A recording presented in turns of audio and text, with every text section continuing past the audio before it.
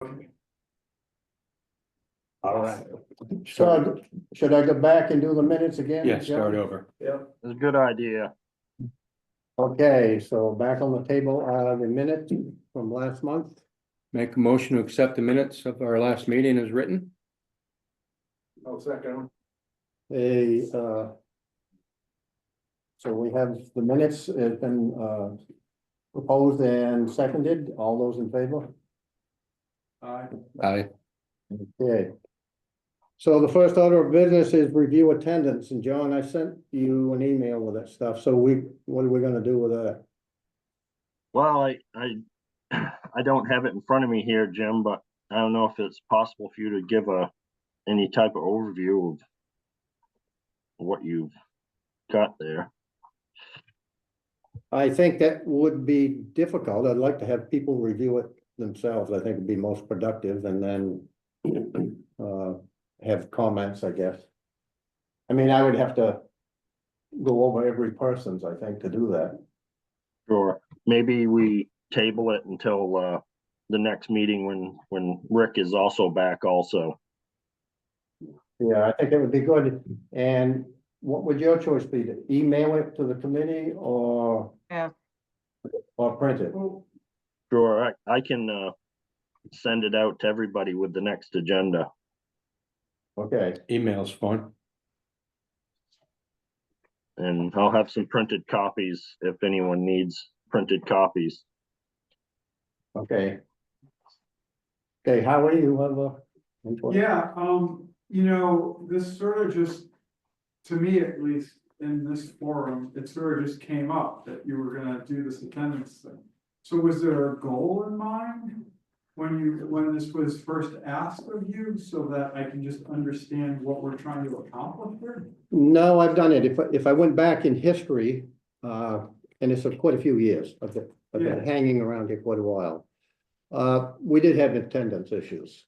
So we started doing this and reviewing it once a year. I did an annual thing. Got it. And it was productive because some people looked at it and said, well, my attendance isn't good, so. Maybe I should resign, and Got it. so it kind of went that way, but then as time went on, and I will say I had one committee member that didn't like it, I guess, kind of. I'd bring a copy to the meeting and he'd throw it away, he'd kind of crumple it and throw it, so. I'm sorry, Jim. I didn't know, if it's hurting someone's feelings or not, but I thought it was a productive thing, and I've done it. Since then, I've kept track of it, but the attendance has been, pretty good on the most part. So I haven't done that for a period of time, and I don't know how long.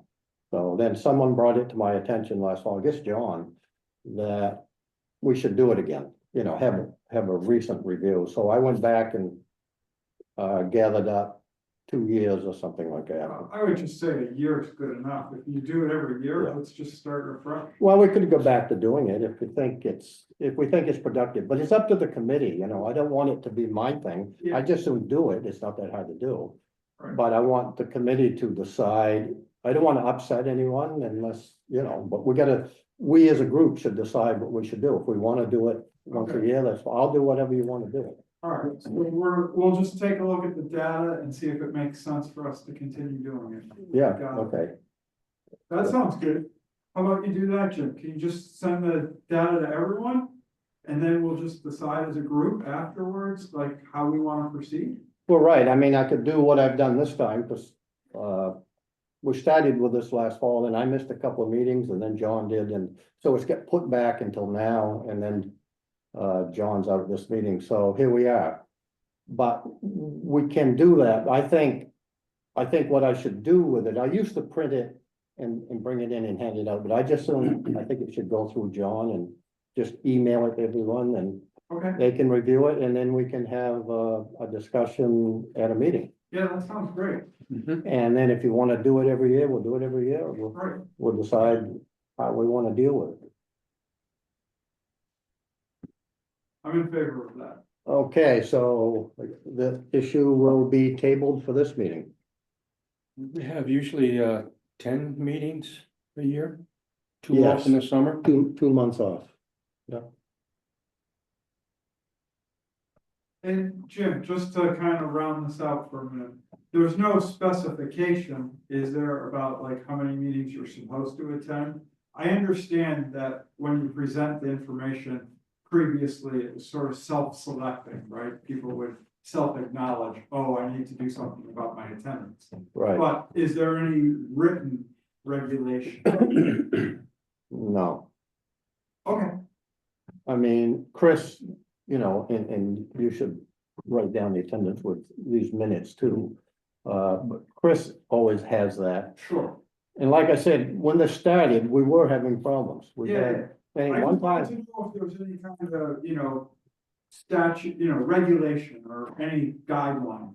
nothing, no, I'm gonna say no, Okay. unless I'm wrong, but I don't think so. no. I don't remember there being any guideline. I know I often have a hard time getting to the meetings because they're early. I'm still at work, and so I often do by Zoom. And I know, at least a couple years ago, maybe even more than that, maybe it was 4 or 5 years ago now. I was one of the ones that wasn't attending as many meetings as I probably should. And I remember that discussion, and I'm saying, yeah, I wish I could, I try, I do the best I can, and at the time it was well, you just gotta do what you can. But so I don't remember there being any like actual number. I don't think. Okay. there's any- I don't think, Yeah, it's just, it's all within reason. If someone never shows up, I then they. totally get it. I just Yeah. wanted to know. No, it's good to know. And, you know, conduct business, we need the participation of our Sure. members, you know, Yeah. we need to do it, and obviously. Not everyone's gonna make every meeting. We have had a few meetings in the past where we haven't had a quorum. Yeah, and that's what was happening. Seems like it hasn't happened in a while. When we started this, if I go back in years, and that's what was happening, would show up down here and there wouldn't be a quorum, you know, well, everyone else made that effort, but. You know, a lot of people did that, and that's basically where this all started. Got it. But I can tell you, last few years, it's really been good, I mean, I have never, since I've been on the committee, I've never experienced anything like that. and that's kind of why I stopped. Bringing it to the meeting, you know, I just said, no, it's fine, what. So that's where we are. Okay, moving on to number 2, the main peer discussion.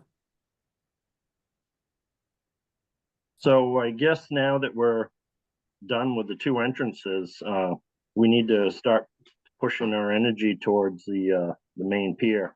I'm ready to bring forward, Greg's RFP to the selectmen and get started on that.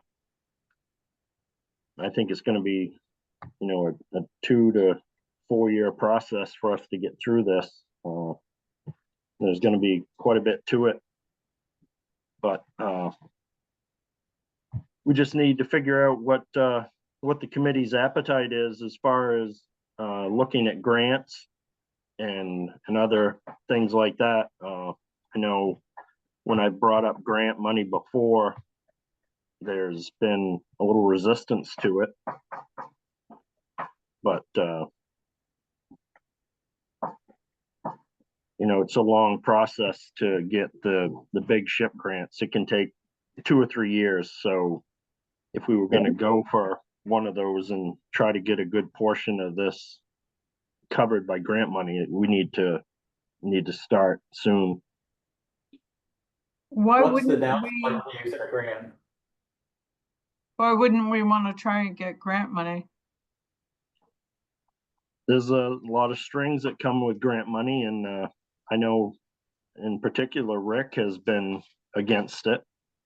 Hey, John, can you hear me? Yes.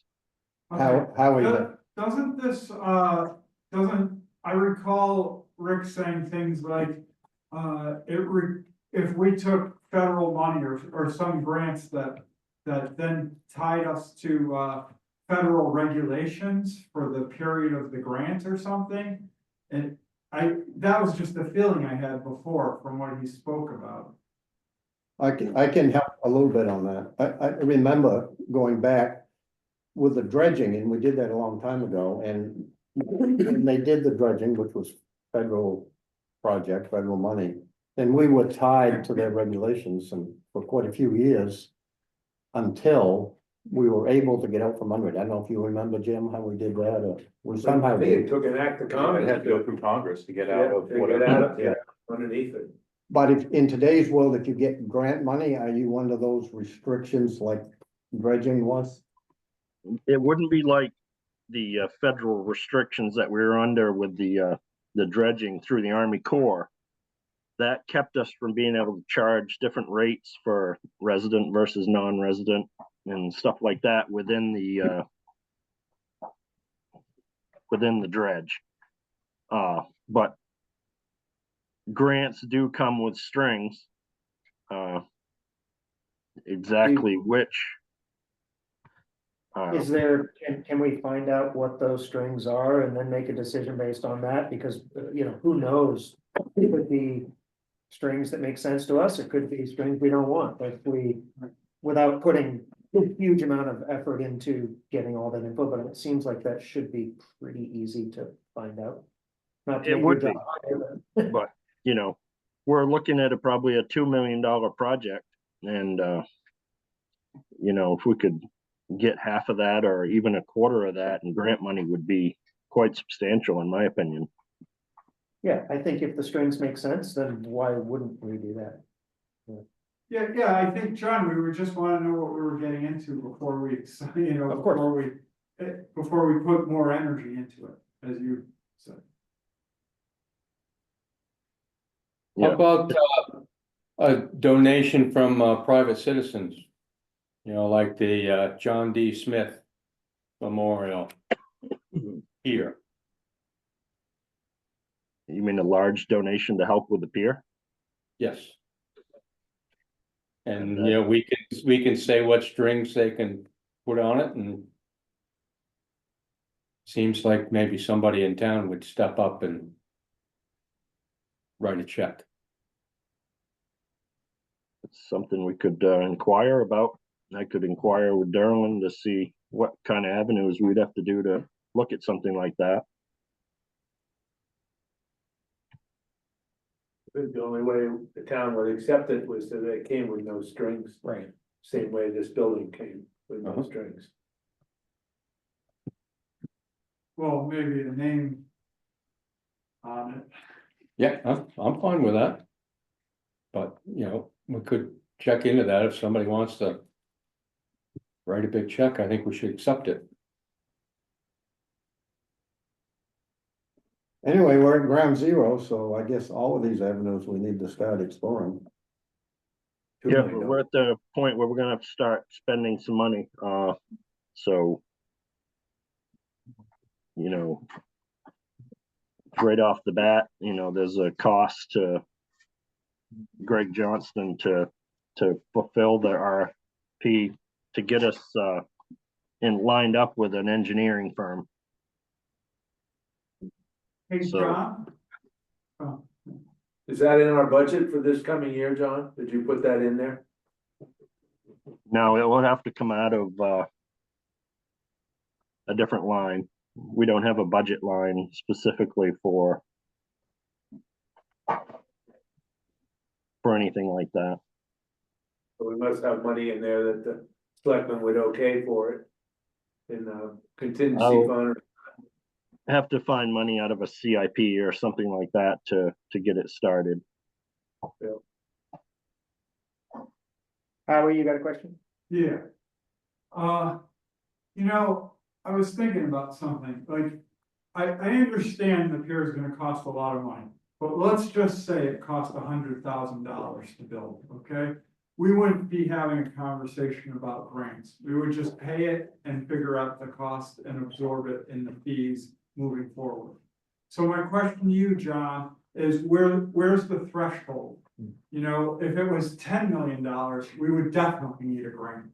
You know, so it's not $100,000 and it's not $10 million. But what's the threshold of, like, what can we absorb in our day-to-day business, the way we've been doing Good business question. with a cost versus when do we need to take money? Sure, so we probably have somewhere between 600 and 1 million in our kitty. So anything above that has got to come from bonding, and the town is not going to let us completely exhaust our savings. When we did the redo of the marina, they made us keep, I think, 500,000 or 600,000 in lockup that we weren't allowed to touch, and we still can't touch it until the bond is completely done, which is due to happen in the next few years. It should expire about the same time we're looking to borrow to do the next one. Oh, okay, but getting a bond is something we would do normally, and then we would pay the money back on the bond. What I'm asking for is, like, we can't get a bond for, what did I say, $15 million for that, pier? We would never be able to get a bond for that. So, but at some point, we can get a bond, right? So I'm asking, like, what's the amount of money plus the bond that we can afford? Like, how much of a bond can we afford to pay every month or every year? Well, currently the marina was I think it was $2.3 million we borrowed. There was $100,000 in interest, and I think the bond was another 100 and change on top of that. So we were paying 200 something thousand a year for a number of years, and obviously every year the interest rate dropped. The interest is down to just 10 or 20,000 per year now. So that's a one-time payment every year on a bond. So I think we were probably paying somewhere around 225 a year when it started. And we Okay. obviously make more money now than we did back then. John, you said we've got 600 to $1 million. That's not including the 500 that's set aside for when we did this project down here, that's, secured that. Is that correct? It is part of it. Okay.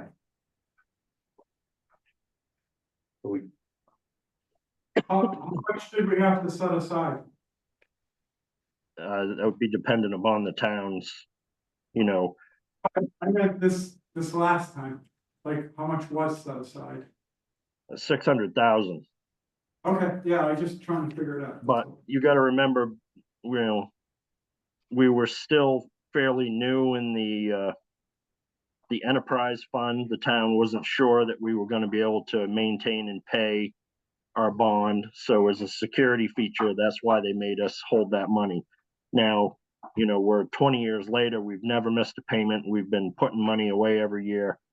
They might not be as stringent on us to lock up quite that much money.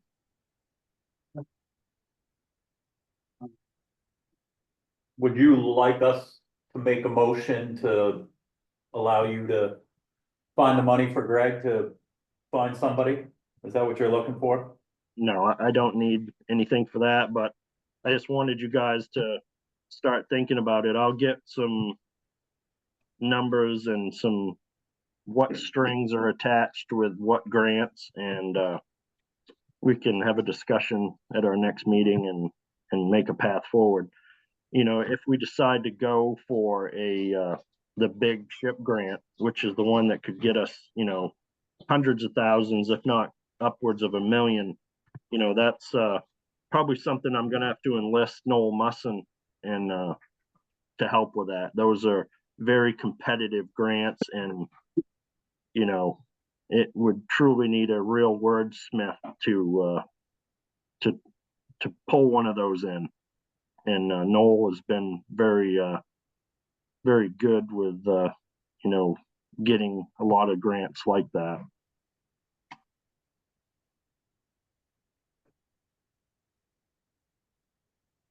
So whatever it is, we need to take the first step anyway, right? And then we need to start moving. Yeah, we're not starting from ground zero. We're already into it.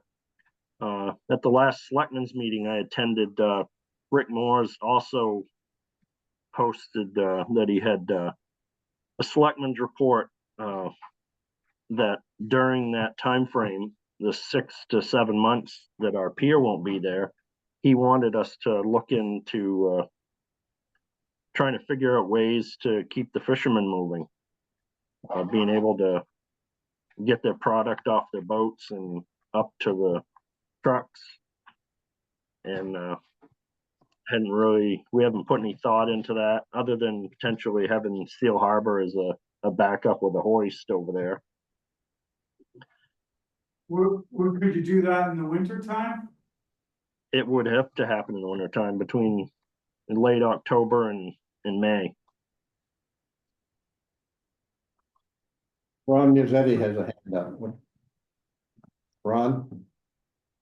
Well, I think John might have just answered it, but I was just wondering how long we were going to be without a pier. Is it 6 months? Is that what they estimate?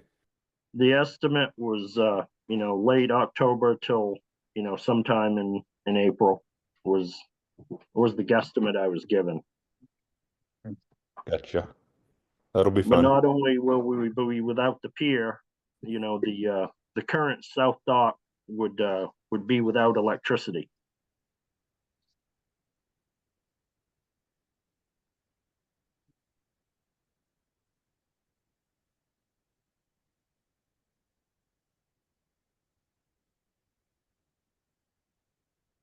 Any other input on this subject? Well, any other alternatives other than Seal Harbor? Not that I'm just curious. Southwest Harbor. Uh, We really don't have another option to provide any hoist. Bear in mind, Seal Harbor, everything you do is a tide job over there. You don't have water all tide. What about right off the front, if those If Close. those weren't there, yeah, you probably would have it there, but they're pretty picky in there. yeah, no, I understand, I'm just curious how deep it was right off that boat. Yeah, Right there, that would probably be all right on low water. But where the hoist is, yeah, there's no water there, or on that northwest corner, there's nothing. That's only like 2 hours in the tide you got there. John, it might make sense to ask the fishermen what they might want of the two choices. Sure. And, one option that I can think of offhand would be, for some sort of smack boat to be operating.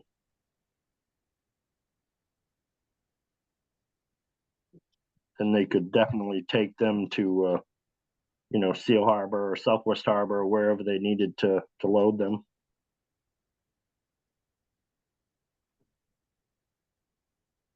As far as truck buying permits, we're able to buy in Southwest too, so I just assume our fishermen that normally sell to us in Northeast will go to Southwest and sell, but how do people plan to load bait in the morning and stuff? Is there any option for the North Dock having, I don't know, you've got the ramp down there, that's going to be basically the only point of access, right? Yeah, and there'll be some sort of gangway to get from either the North Dock or the public dock to the South Dock. Yeah. But, I don't see any way of putting any type of hoist or anything anywhere for off any of those docks. Yeah. Huh, And that's going to be interesting. Yeah, and the Cranberry Islands are gonna have to, figure a lot out too. Everyone's gonna have plenty of notice, and that's why we're starting. This is one of the problems that's been presented to us, and we're gonna have to figure out the best way around it. Yep. Is there a way of having a float with a temporary conveyor system? What would take at least some of the load? On the ramp, That maybe? actually was mentioned by Rick Moores. He mentioned some sort of conveyor system. It would help getting crates off, but it wouldn't do anything for bait. But if something would take part of the load, and then you'd have to figure out the bait situation some way, but that's only throwing it out there, I guess. I mean, if all the fishermen wanted to get together and rent a crane, but that would be rather pricey for a long term. but It'll be a pain in Yeah, the ass for a just while, for a year. throwing ideas out, it's just. There's no way to run power to the slips that are out there, they're gonna be shut right off? Not that I'm aware of. You know, it would, asking some questions of the fishermen that live without a hoist, like Bartlett's and, you know, Seal Harbor lived without a hoist for a long time. You know, they slid their bait and trays down the ramp. Lived in Northeast for a long time without a hoist. yeah. So it seems like a conveyor could take up a lot of the load, not all of it, but a lot of it.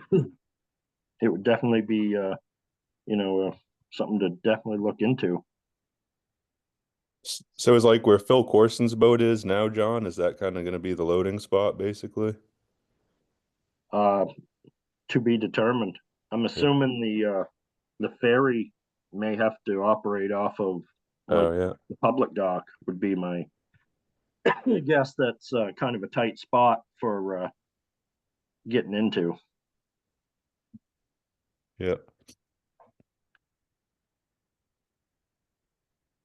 But you know, the good thing is we've got 3 to 4 years to figure these problems out, and that's why we're starting now.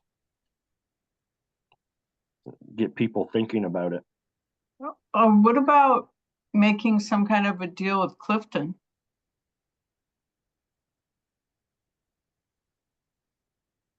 I mean, there's still no hoist available. And, you know, during the winter, Clifton's docks are gone for a reason. Right, but they could pull up alongside. Just tide related too in there. Yeah.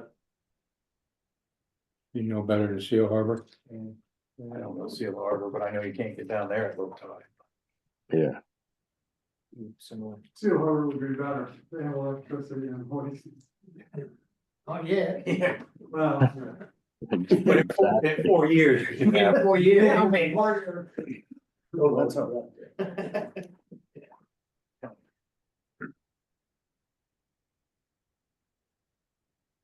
You know, just a little input, Jimmy, you probably remember for years, they left floating Seal Harbor down all winter. Remember my father used to fish there all year round, yeah, that's what he Yeah. was. And, they, I don't know why they started bringing them up, but if they had to leave it down for one winter, that would actually help, cause then they could still do like what we used to do, drag them up, put the bait down the ramp and. You know, you wouldn't have to have all of them, but leave one float there. That might help some anyway. Well, the buyers could also put winches, rigs on the back of their trucks and pick them up off the ramp too. You know, it shouldn't be all of us, all put on us, I mean. how would have that, float and ramp survived the storm last winter? Would have it made it or not? Who knows? Well, I We'd mean- have to look at how it was before when they always used to do it, compared to what it is now. Yeah, that's my only consideration, you know, like, I'm just saying that's what. yeah, They I always mean, did. it'd be great if it could happen, but I don't know what the weather.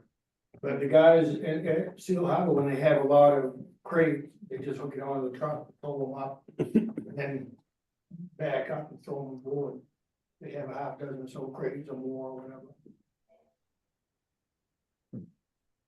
Yeah, over to Bartlett's, they load them on flat bottom skiffs and drive them into the ramp, and the truck backs down the ramp with a hydraulic gate. There you go. There you go. Perfect. Is it that hard for you guys to go to Southwest? No, I mean, it's out of the way and it costs $720, and they have talked about limiting the amount of people they allow in there, but I don't think they put a limit on it yet. They may in 3 years from now. I would think being, good neighbors, they'd be able to We're do. talking about one group of fishermen, another group of fishermen. Always get along. We don't wanna say that. And they may do something on their pier, but Yeah. that's just a thought, hydraulic on the back of trucks is, they could slide those grates right on that from the ramp. I mean, could they do that in Northeast Harbor? Yep, Sure. sure. There they you go. Yeah, it takes a little physical labor to get it from the edge of the water onto the ramp, but not the end of the world. I don't think there's a simple answer. I think it's gonna be, Yeah, it's gonna be a pain for, Yeah, I think winter it's gonna be or a more. number of different solutions. Yeah. Good time to take a holiday. fall, right? Do some repairs. Okay, crew, any more discussion on that, or can we move on from that one? So there's nothing that we have to do here, we'll just start the No, wheels. just stirring and trying to come up with ideas. Get the Okay. pot going, I think we're doing that. get the rumors going. So let's move on to general issues. I have nothing listed. Anyone? Well, I looked at, what John just sent out on, harbor ordinances. And the way I read it, that, the dinghy float towards the yachtsman is for mooring owners, mooring renters, and traveling yachtsmen who are in here temporarily. Does that mean not crew or people with smaller skiffs going and coming to the Cranberry Isles? I guess that's a determination we need to look at. John, it pretty much, I mean, in Seal Harbor, the regulation is that if you're a resident of the town, you can put your dinghy in there. Right? That's always been the thought with all of them. Or if you're a Yeah. visiting boater, if you have a mooring, Right, I don't think the determination was ever there for, making it just a free parking spot for someone that, fit within the guidelines to use it as their only boat or, as a means of transportation to and from the outer islands. I mean, technically, they should be tied up at the public dock at that moment. For the 4-hour limit. Yeah, for the 4-hour limit, Yeah. exactly.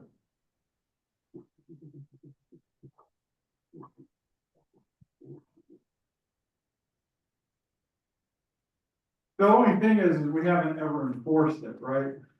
but if you're a resident, you can tie your dinghy up there, correct? Yeah, But you're just talking about non-residents who go in there and tie their dinghies up?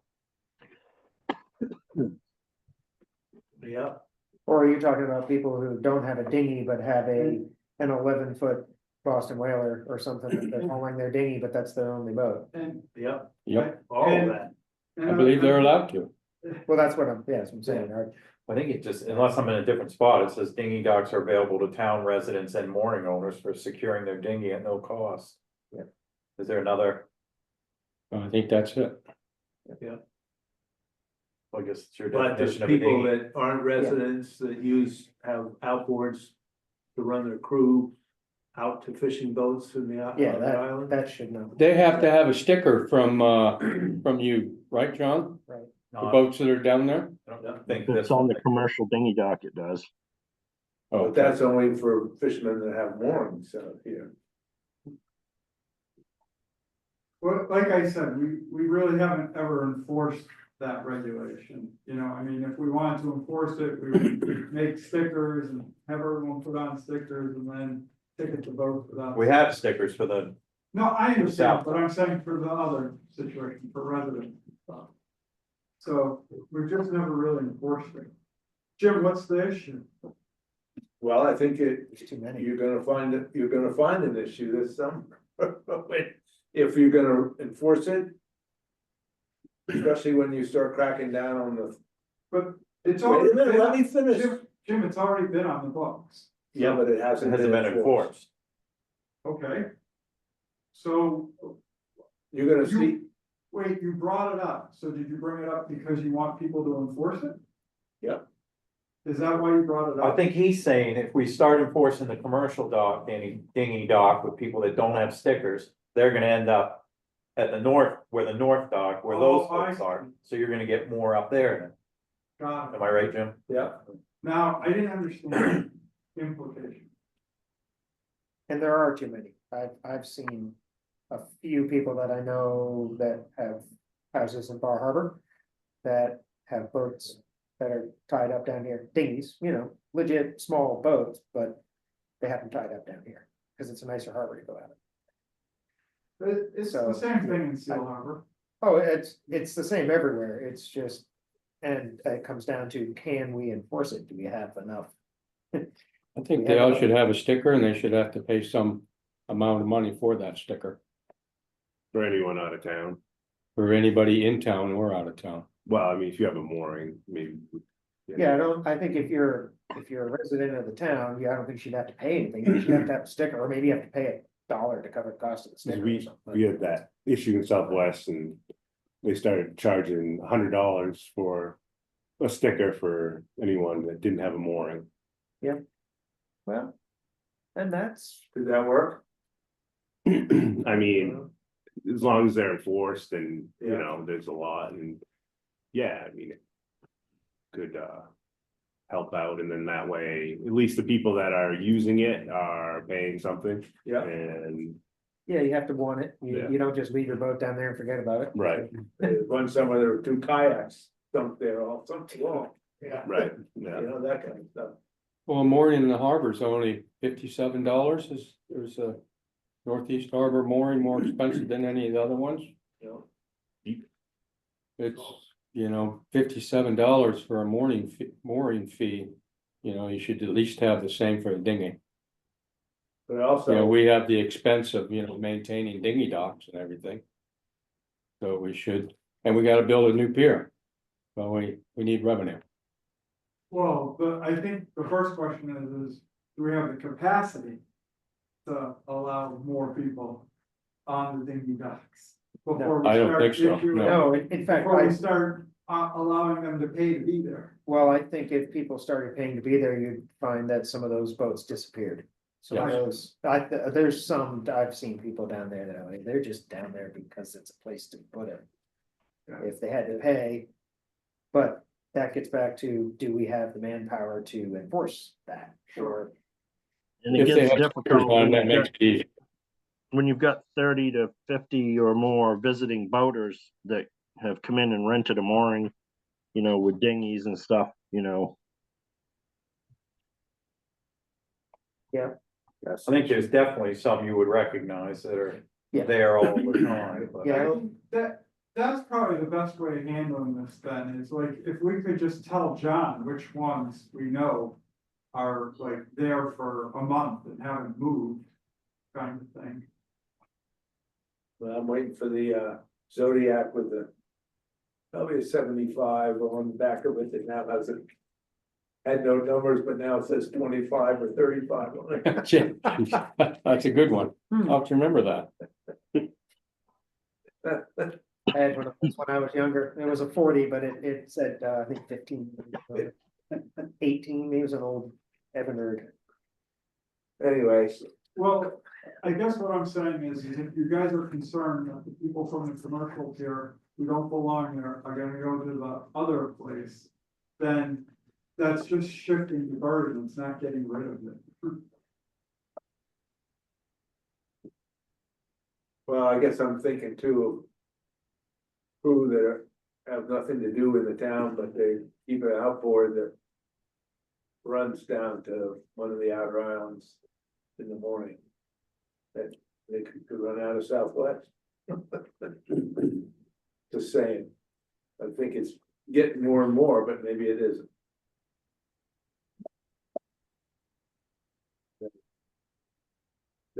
Just putting it out there. End of discussion? Sure. Okay, let's move on to old business and we have ordinance review. I think that's just something I forgot to remove, Jim. I don't have anything for that. Okay. If that's removed, then the next one is adjourn. Hang on, Yeah. Jim, Oh, wait. is there anything new on the skating rink compressors? I haven't heard anything, Dory.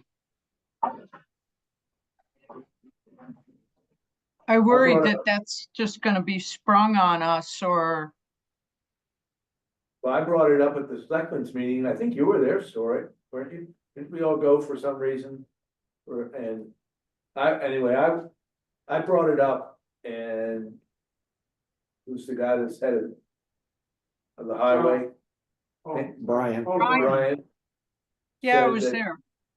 They were just about ready to come forward with, and I brought up our concerns and we'd heard that the compressors were gonna be these huge things. And, but it had been arranged that the tennis court was gonna be all redone and all that, but nothing had come in front of us and we were concerned that, I voiced it as my concern that it was gonna look like the light bulbs in the center of Northeast Harbor. Our quaint little town now looks like a power substation. So that's what he said, they were just getting it all together. Would be something we should keep an eye on, because they're saying that it is gonna be quite a building for the chillers and everything. And that's what it also came up, I think even John McCauley said that, maybe we ought to think about putting this somewhere else. Where more people on the island could use it than, I mean, I don't think it's bringing any business into the town of Northeast Harbor, to be honest with you. well, I think the other thing is, Not anything open. to, if you were going to do that, I would think you'd want a bigger rink.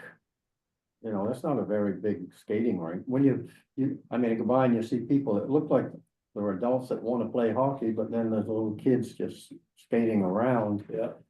Uh, Last time I was down there, when it was the last cold snap, they were skating, there were 3 people skating on a Saturday afternoon. I mean, I think it's a great place for, to have skating and the kids to skate, but the magnitude of doing the coolers and a building, they were going to have a warming hut also. Yep, And in the end, you have a little small rink. they want a full-time employee. Year round, Oh, yeah. I want that job. Anyway, I guess someone will bring the information forward at some point. and can we just ask if there any movement on the electricity in Seal Harbor? John, do you know? Yeah, You hit, I had the conversation with Brian and, to ask him what the status was and, just last week, and he was supposed to be meeting with the company, that was doing the digging, and then MCM can do their thing. I have not had a response back yet. Is this the kind of thing like we need to ask the selectmen to do, or like, or is this like? or- No, I think or- Brian Henkel is managing the job. Okay. Great. Yeah.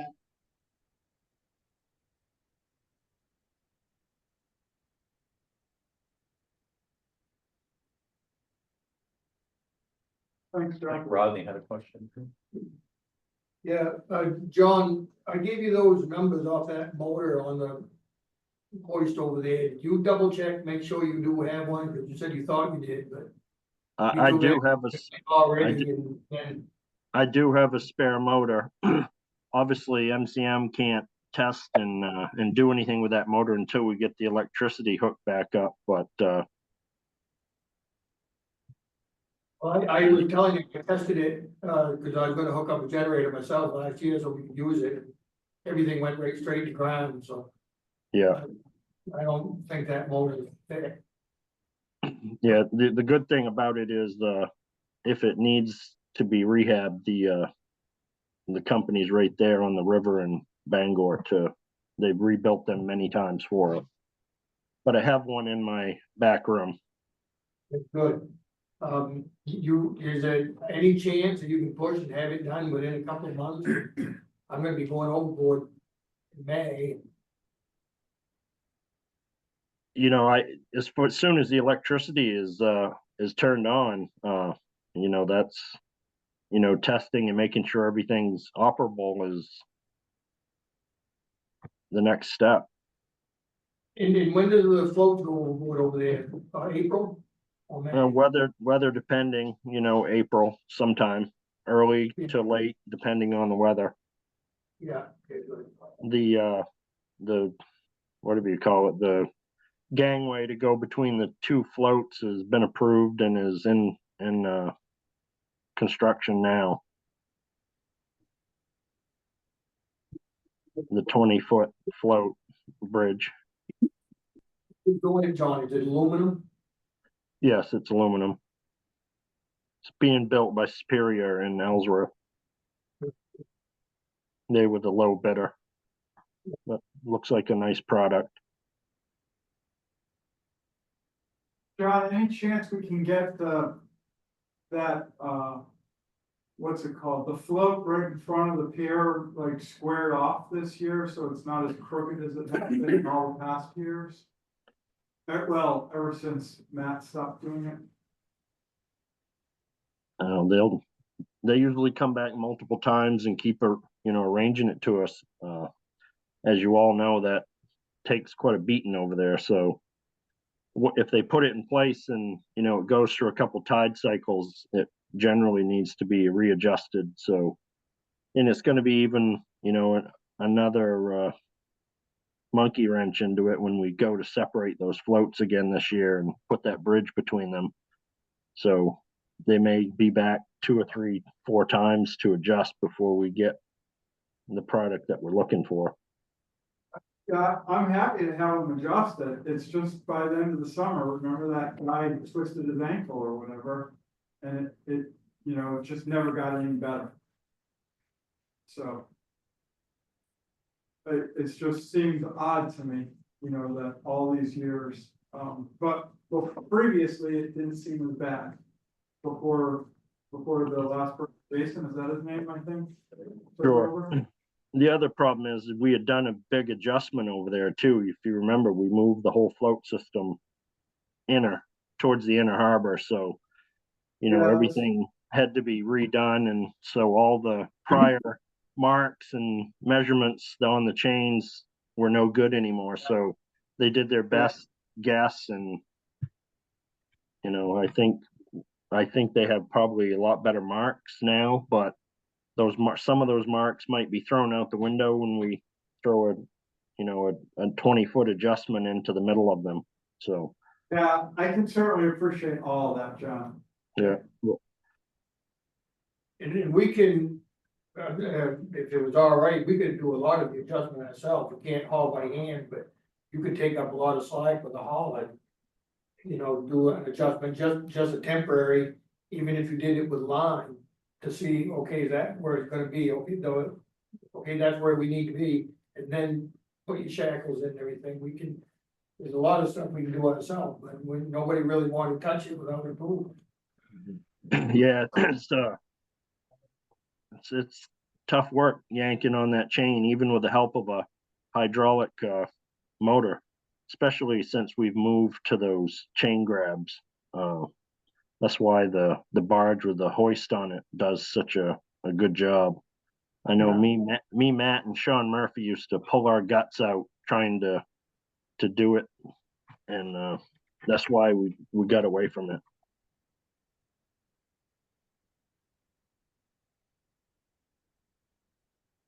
I guess the thing is as soon as anybody knows it, we gotta let you know and get Cody over there right away and do the adjustment thing.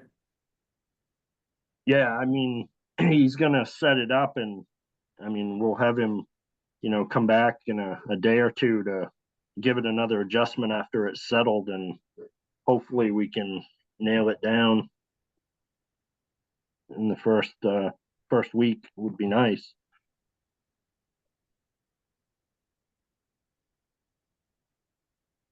I anticipate the ramp and everything should be sitting there waiting for hookup when we're ready to hook it up, but worst case scenario, if the ramp is not done before the floats get over there, we'll have to hook them up as they are and then separate them when it shows up. And the wire going to the hoist, John, should be put where it was under the road and that conduit, the way they got it. I think you've seen it, it's horrible, it's already shaken off. I have, and I've spoke with MCM about that and that it needs to be rerun back underneath the road. And Mike agreed, so. Very good. Thank you. That all the discussion, you know?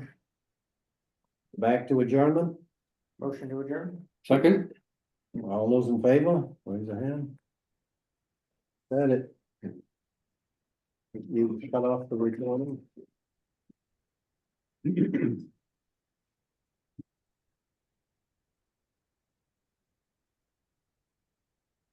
everybody next month.